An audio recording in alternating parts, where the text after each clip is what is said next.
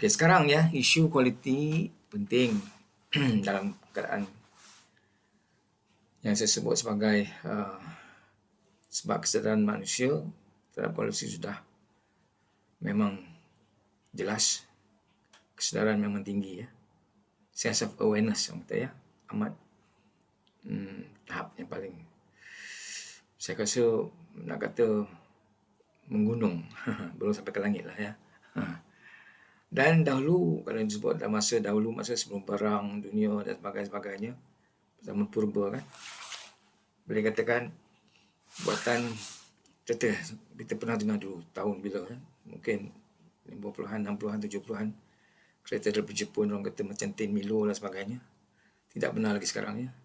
Sekarang pembikinan kualiti jenama daripada negara Jepun ya amat tidak bersama ataupun tidak sama dengan dahulunya. Maka begitulah dia punya edaran maupun dia punya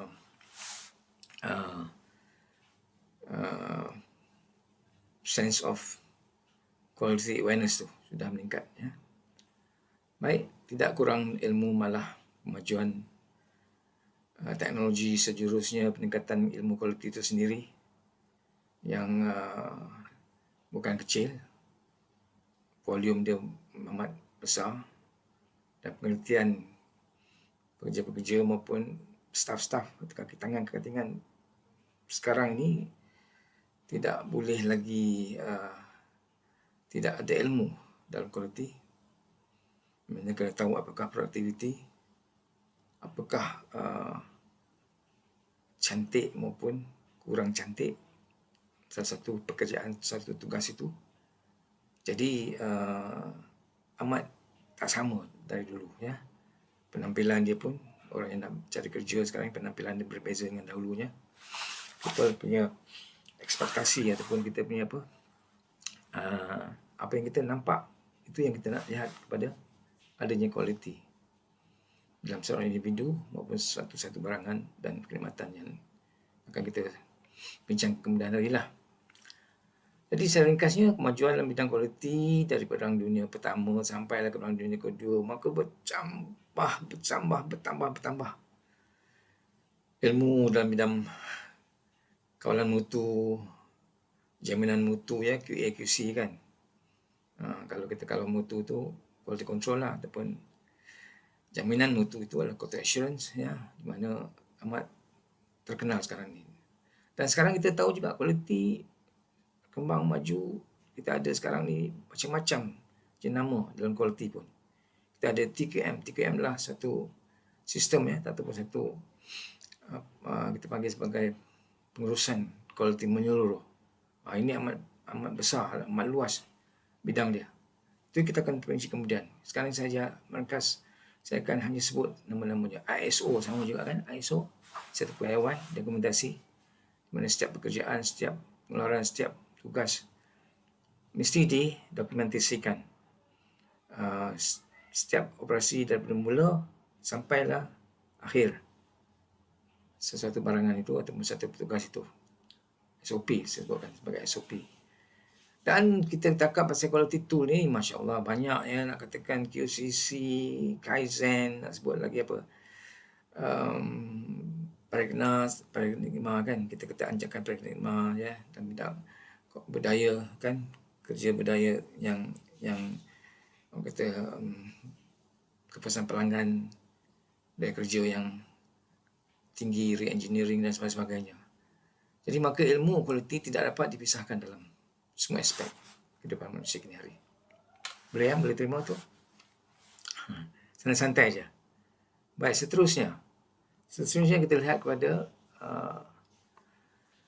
dalam bidang kualiti, pengurusan kualiti lah. Dapat banyak kaedah dan teknik. Yang saya sebut tadi sikit sebanyaknya yang terkenal lah TQM. Saya selaku orang yang membuat sampai ke peringkat sarjana ya, MBA dalam bidang TQM, saya amat tahu apakah sistem TQM, cara untuk nak melaksanakannya, nak implementasikannya, bagaimana nak mendidik ataupun beri latihan kepada seluruh anggota, pegawai-pegawai atasan sampai ke bawah ya. Jadi amat luas dia, amat luas, dan ini memerlukan satu tekanan budaya kerja maksud saya. Baik, yang kedua re-engineering, semua tahu kan, ini adalah satu cara untuk nak tengok bagaimana nak lebih baik, naik taraf satu tugas, satu operasi itu untuk lebih baik. Jadi kita tengok aspek-aspek motion study, kita tahu motion study kan, tengok lamanya dalam, dan cara orang tu dia cukup tak mahir tidak, kemahiran dia ada di situ tidak kan. Kita tak boleh letak sebarang orang ataupun sebarang sistem. Kita kena re-engineer balik. Kita kena betul-betul lihat kepada bolehan seseorang itu, pengalaman dia, dan juga kelulusan dia, sama ada dia boleh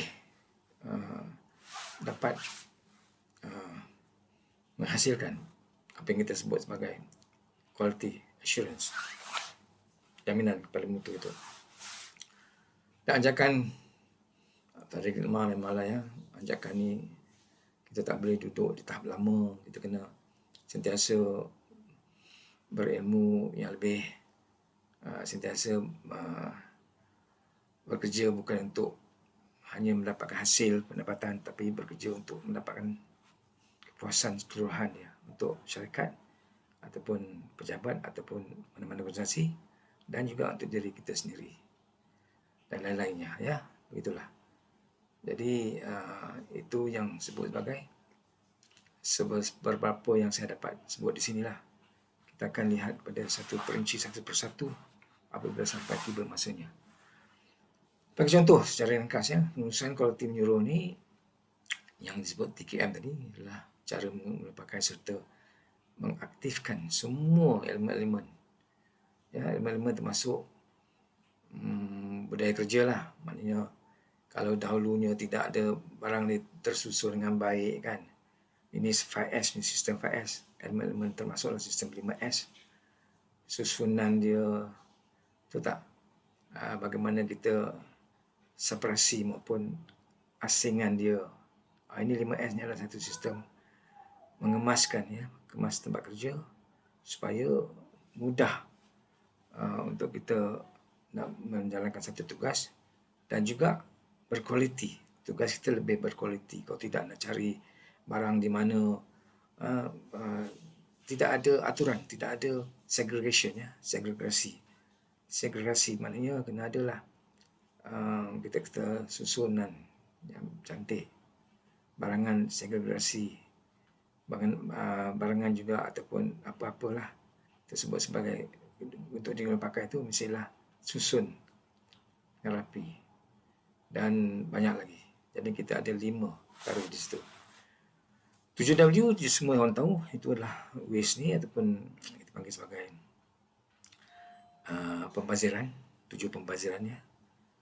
Memang pembaziran disebut sebagai satu istilah dia, satu perkara yang tidak baik, kerana membazir kertas ke, membazir untuk nak buat Xerox dan sebagainya kan, nak buat dokumentasi, kita tak maulah pembaziran, sama ada even dalam konteks dalam pejabat, conditioning ataupun electricity kan, ataupun waktu, kita tidak boleh bazirkan, kerana time is money ataupun waktu adalah wang. Maksud kita jangan bazir. Pembaziran ni kalau dia mungkin mencapai 20%, dan itu sudah tolak 20% dari kita punya hasil. Jadi sepatutnya kita ada zero, kosong. Kita kena sebagai sifar kan. Begitulah. Dan lain-lainnya, QCC lain. Tak apa, kita akan lihat tu kemudian ya.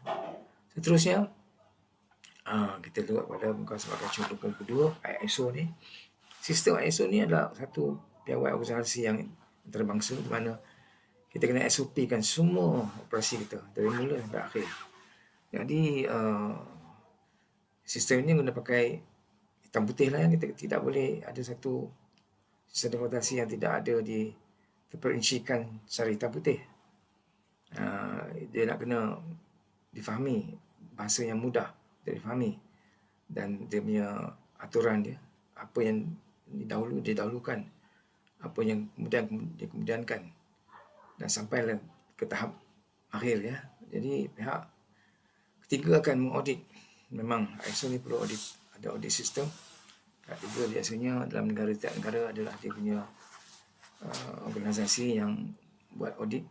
Mereka yang akan mensertifikasikan sistem ISO ni apabila telah melihat kepada compliancy ataupun kepatuhan kepada dokumentasi SOP yang telah pun ditulis dan diguna pakai.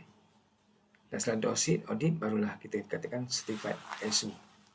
Ya, semua faham saya rasa. Saya percaya mereka yang dalam quality management ataupun mereka yang sedang bekerja, bertugas dan lain-lainnya memang amat tahu semua ni. Tapi ini saya saja suka nak berkongsi ilmu gitu. Terusnya, okey, secara umumnya sistem quality ni, bagaimana kita pilih yang mana sistem mana untuk sebuah organisasi ataupun kita punya syarikat. Itu memanglah kita panggil sebagai urusan maupun tanggungjawab, kita panggil sebagai kumpulan utama maupun pengurusan atasan. Ya, mereka akan adakan satu jawatankuasa kualiti, pengurusan kualiti, dan di situ adalah dia punya urus dan sebagainya.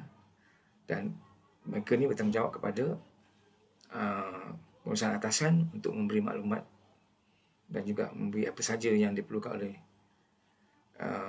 pihak di atasan, pengurusan atasan, untuk membuat keputusan yang mana baik untuk dibawakan, dimasukkan dan diamalkan di satu syarikat itu. Ya, sama ada TQM ke, sama ada pre-engineering ke, sama ada ISO kan, dan lain-lainnya. Tengoklah, itu terpulang kepada budi bicara maupun kehendak tiap-tiap. Memanglah ada bajetnya kena lihat kan, perbelanjaannya, sama ada pekerja-pekerjanya ataupun staf-staf kaki tangan dia sudah bersedia, perlu latihan kan, dan macam-macam lagi lah. Jadi ini semua kena teliti oleh pihak, sama ada kualiti punya jawatankuasa tu untuk diberikan kepada maklumat kepada atasan ya.